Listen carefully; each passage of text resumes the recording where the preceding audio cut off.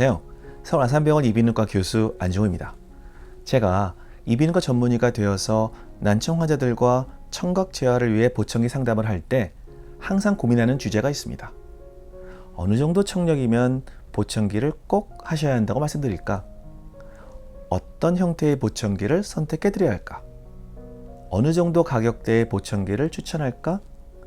한쪽 보청기를 원하는 경우 어느 귀를 선택할까?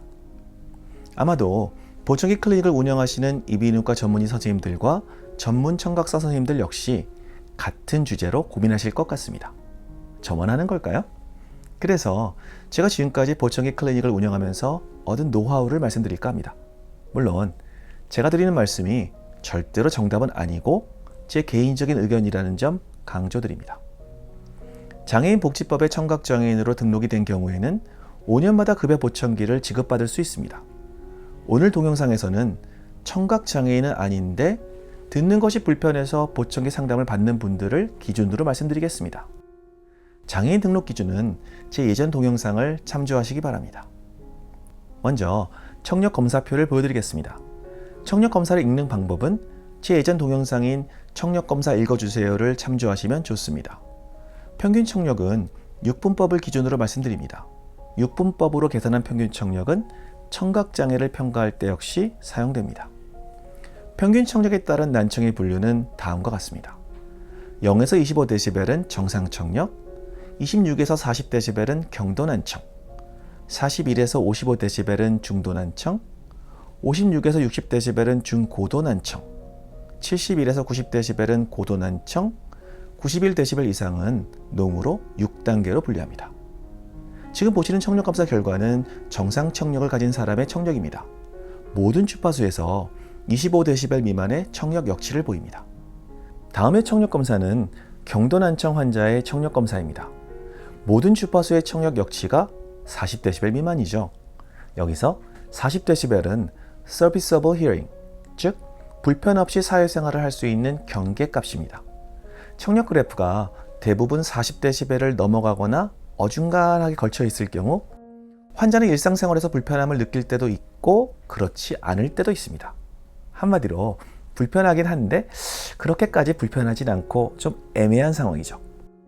평균 청력 역치가 본격적으로 40dB이 넘어서면 일상생활에서 주변 사람들과의 대화에 불편함을 느끼게 됩니다. 가족들끼리 둘러앉아 대화를 할 때 혼자 못 알아듣고 되묻게 되고 TV를 볼 때 볼륨이 시끄러울 정도로 커야 드라마를 편하게 볼 수 있게 됩니다. 대부분의 환자들은 이때쯤 본인이 불편해서 혹은 가족들이 엄마 아빠 왜 이렇게 못 들으시냐고 이비인후과 가보시라고 등 떠밀려서 보청기 클리닉을 방문하게 되십니다. 우선 고막 검사를 하고 병력을 청취해서 치료가 필요한 질환이 아니라 단순히 노화에 의한 난청인지를 확인하고 청각 재활 상담을 하게 되죠. 이때 제가 보청기를 권하고 선택하는 기준을 알려드리겠습니다. 우선 잘 안 들려서 불편하신지를 여쭙고 보청기의 필요성에 대해 적극적인 의지를 가진 분들께 추천드립니다. 너무 당연한가요? 옛말에 평양감사도 저시름은 그만이란 말이 있듯이 본인이 보청기를 할 생각이 전혀 없는데 자식들 등 떠밀려서 보청기를 구입해봐야 얼마 못 쓰고 서랍 속에 들어갑니다. 그건 낭비죠. 그럴 때는 현재 청력 상태가 어떤지, 앞으로 난청이 더 진행되지 않도록 몇 가지 주의사항을 말씀드리고 6개월 혹은 1년 뒤에 청력검사 예약을 잡아드립니다. 그동안 지내시면서 보청기가 필요하다고 판단하시면 중간에 재내원하시도록 당부드립니다. 두 번째, 양쪽 청력 모두 평균 청력이 50dB 이상일 경우 보청기를 권합니다. 아까 평균 청력이 40dB를 넘어서면 불편함을 느낀다고 말씀드렸죠. 많은 환자들이 50dB까지는 불편하긴 한데 보청기를 하고 싶어 하지 않습니다. 그렇지만 50dB를 넘어서면 본격적으로 일상생활에 많은 불편을 겪게 되죠. 그래서 나이와 상관없이 평균 청력이 50dB를 넘으면 보청기를 적극적으로 권유드립니다. 세 번째, 보시는 청력검사 그래프처럼 평균 청력이 50dB 미만이지만 고음성 난청이 있는 경우 보청기를 추천드립니다. 특히 한창 왕성하게 사회활동을 해야 하는 40, 50대 분들은 외모나 불편함 등으로 보청기에 거부감을 가지고 있습니다. 이런 분들은 오히려 직장에서 아랫사람들의 말을 못 알아듣고 왜 이리 우물우물 말을 하나, 제대로 보고해라 등 본인이 잘 못 듣는 것을 상대방 탓을 해서 자칫 꼰대가 될 수도 있습니다. 그래서 저는 이때 보청기를 구입 안 하시더라도 꼭 시험 착용을 해보고 고민해 보시라고 권해드립니다. 네 번째, 듣는 것이 불편해서 보청기를 해야겠는데 한쪽만 우선 해보고 싶어하는 분들 계시죠? 이때 선택을 잘 해드려야 합니다. 보시는 청력검사 그래프처럼 양쪽 청력이 거의 비슷하다면 저는 오른쪽을 더 선호합니다. 대부분의 환자들이 오른손잡이이기 때문에 보청기를 넣고 빼는 과정이 더 수월하기 때문입니다. 보시는 청력 그래프와 같이 오른쪽 귀는 40dB 이상, 그리고 왼쪽 귀는 60dB 이상 난청입니다. 이런 경우 저는 한쪽 귀에만 보청기를 원하실 때 청력이 나쁜 왼쪽 귀에 보청기를 권유드립니다. 그런데 다음 그래프처럼 오른쪽 귀 50dB 이상, 그리고 왼쪽 귀는 70dB 이상인 경우 오히려 잘 듣는 오른쪽 귀에 보청기를 착용하는 것이 가성비가 더 낫다고 생각해서 우선 추천드리지만, 모든 경우 환자가 사용하다가 원하시면 반대편 귀로 보청기를 옮기거나 반대쪽 귀에 추가로 보청기를 착용할 수 있습니다. 다섯 번째, 어음 명료도를 기준으로 보청기 선택 및 등급을 추천드립니다.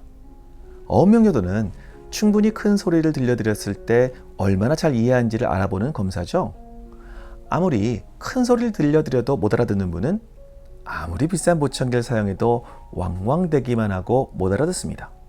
그래서 저는 어음 명료도가 80% 이상인 경우 굳이 최고 사양의 보청기를 사용할 필요는 없다고 생각합니다. 그렇지만 그 이하의 어음 명료도를 가진 분들은 고급 사양의 보청기, 예를 들어 소음 감소 기능이 강화되었거나 방향성 마이크로폰의 기능이 우수한 보청기를 선택하는 것이 만족도를 올릴 수 있습니다. 한쪽 보청기만 선택해야 하는 경우 양쪽 청력이 비슷하다면 저는 어음 명료도가 좋은 쪽 귀에 보청기를 추천합니다. 오늘 드린 말씀이 도움이 되셨나요? 어디까지나 제 개인적인 경험을 바탕으로 드린 말씀입니다. 제 생각에 대해 의견이 있으시면 댓글로 남겨주시길 부탁드립니다. 예전에도 말씀드렸지만 저는 세상 사람들을 세 가지로 분류합니다. 보청기가 필요 없을 정도로 잘 듣는 사람, 보청기도 못 쓸 정도로 못 듣는 사람, 그리고 잘 못 듣는데 보청기를 쓰면 잘 듣는 사람입니다. 여러분은 이 중 어디에 포함되시나요? 청각노화의 가장 큰 원인은 지속적인 소음 노출입니다. 이 동영상을 시청하시는 여러분 모두 세상의 아름다운 소리는 즐기되 너무 큰 소리에 노출되지 않도록 해서 오랫동안 건강한 귀를 유지하시기 바랍니다. 감사합니다. 건강하고 즐거운 하루 되세요.